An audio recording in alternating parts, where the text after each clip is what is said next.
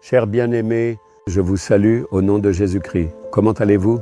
J'espère que vous allez bien. Chaque matin, la grâce du Seigneur est renouvelée. Chaque matin, nous devons ressentir sa présence et recevoir cette grâce. Cet endroit est-il beau? Ce jardin et tout le reste. Ceci est installé sur notre mont de prière. C'est pour que les enfants du Seigneur qui viennent ici prier puissent prier dans un lieu agréable, rempli de la présence divine, que, selon la direction du Saint-Esprit, nous avons mis en place beaucoup de choses ici. Ceci n'est qu'une partie de tout cela. Regardez ici, aujourd'hui le Seigneur vous adresse une parole. Il dit qu'il n'y a aucun chemin, que vous ne voyez aucune issue, qu'aucune porte ne s'ouvre, tout semble fermé et verrouillé. Vous pensez peut-être, je ne sais vraiment pas quel chemin prendre, que ce soit pour vos enfants, pour votre mari, pour votre ministère ou pour les affaires de votre famille. Vous vous demandez peut-être, je ne sais pas quoi faire. Regardez, le Seigneur vous parle. Dans Ésaïe chapitre 43, verset 19, « Je mettrai un chemin dans le désert et des fleuves dans la solitude. » Savez-vous comment est le Seigneur? Le désert, la wilderness, puis les terres arides, le désert. Le Seigneur dit dans ce désert, il n'y a normalement pas de chemin. Partout c'est pareil, il n'y a pas de chemin, il n'y a pas beaucoup de passages, personne ne marche vraiment là-bas. Mais le Seigneur dit, ici, je vais créer un chemin. Le désert, c'est juste du sable, un désert de sable, rien d'autre. Mais il dit, là, je ferai jaillir des rivières.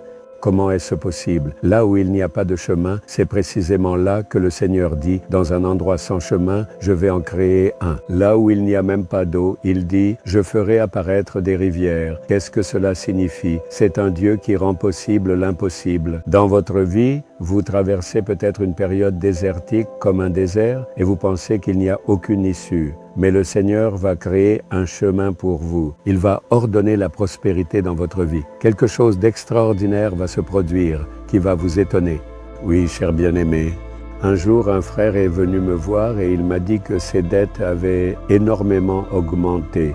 À cause de quelques pertes dans son entreprise, il a subi de grands revers financiers et a perdu beaucoup d'argent. En conséquence, ses dettes se sont élevées à des millions et il lui était très difficile de s'en sortir. Les créanciers font pression, c'est devenu une situation humiliante et pleine de reproches. Donc, je me disais que je pourrais vendre tous mes biens pour rembourser la dette et je fais tout mon possible pour y arriver. La situation est telle que je ne pourrai rembourser la dette qu'en vendant l'entreprise, les terrains, la maison et tout ce que je possède. Alors j'ai demandé, si vous vendez tout cela, le business restera toujours le même, à moins que Dieu ne fasse quelque chose. N'y a-t-il pas une autre solution?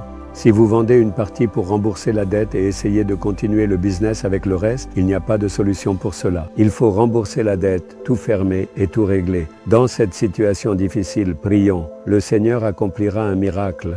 Ils ont accepté et sont partis. Maintenant, ils ont essayé de vendre tout ce qu'ils avaient, toutes les maisons, les terrains, les lieux où ils faisaient des affaires, ils ont tout perdu. Ils n'avaient plus qu'à aller vivre dans une maison en location et devaient repartir de zéro pour se relever. Ils ne voyaient aucune issue, mais dans une telle situation, un miracle s'est produit. Tu sais quoi? Le lendemain, ils allaient signer tous les papiers et tout remettre. La veille, ils reçoivent un appel des États-Unis.